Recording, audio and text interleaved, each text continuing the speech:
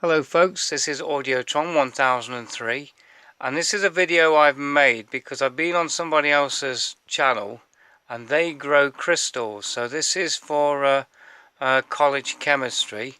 Now he's been growing alum crystals and to be more accurate, he's been growing a mixture of alum and chrome alum.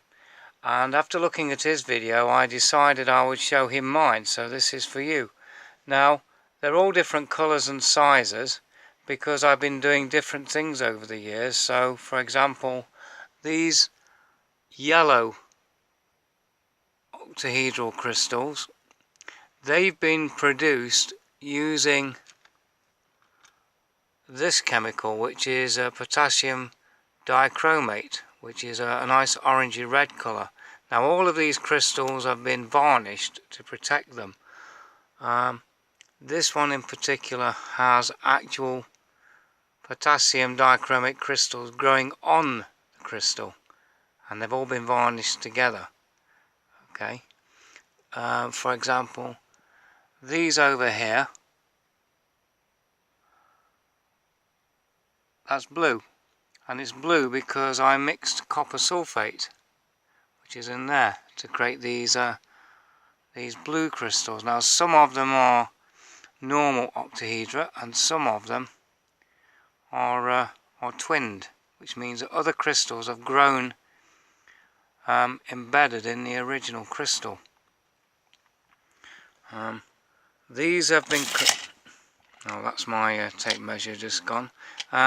These are created using food dyes, and just generally the yellow is down to the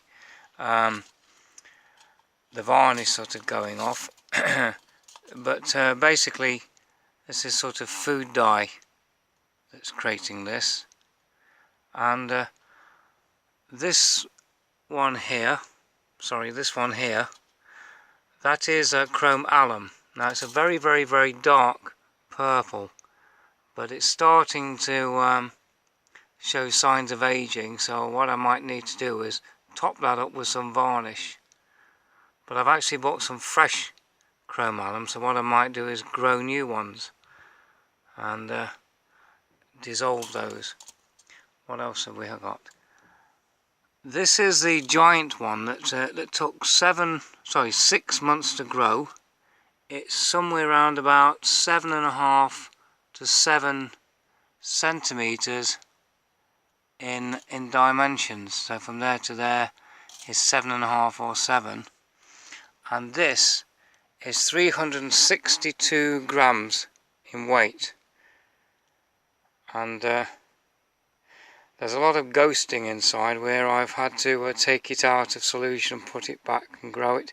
And the colour is due to me mixing all of my food dyes together and just making one sort of solution. The shine isn't the true shine of the crystal, it's the varnish. But this thing is extremely heavy, and that's what that is. Here's another example, just a smaller version, which I've mounted on a little cardboard base. But the most special crystals of all, now these are once again alum, and basically the same thing, it's just whatever was in the pot. They're cube octahedral crystals, and basically they're virtually cubes. And what I've done is I've taken them out before they start to grow out and turn into octahedra.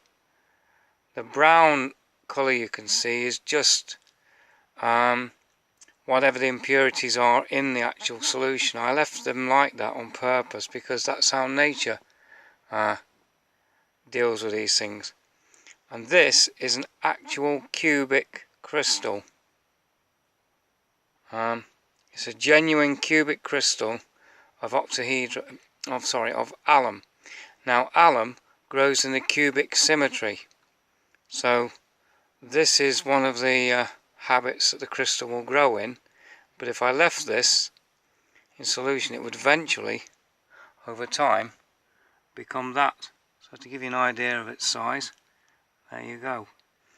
And this one here, there's another cube octahedra, which I've kind of grown out half and half. Some of them I've deliberately left the twine on, or the cotton, because I want to suspend them.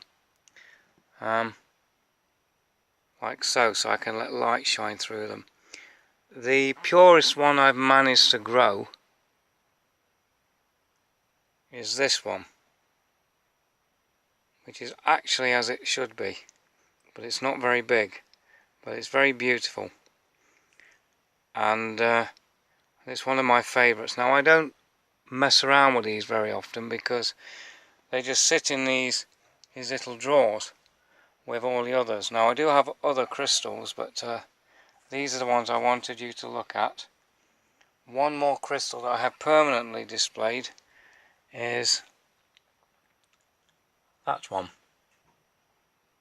because it's a purest I could grow under the circumstances, and I know it's not doing its job, but I wanted to show you what it's like. It's about an inch sort of in each sort of edge, but I love that one, so it's permanently displayed. Okay, so these are my alum crystals.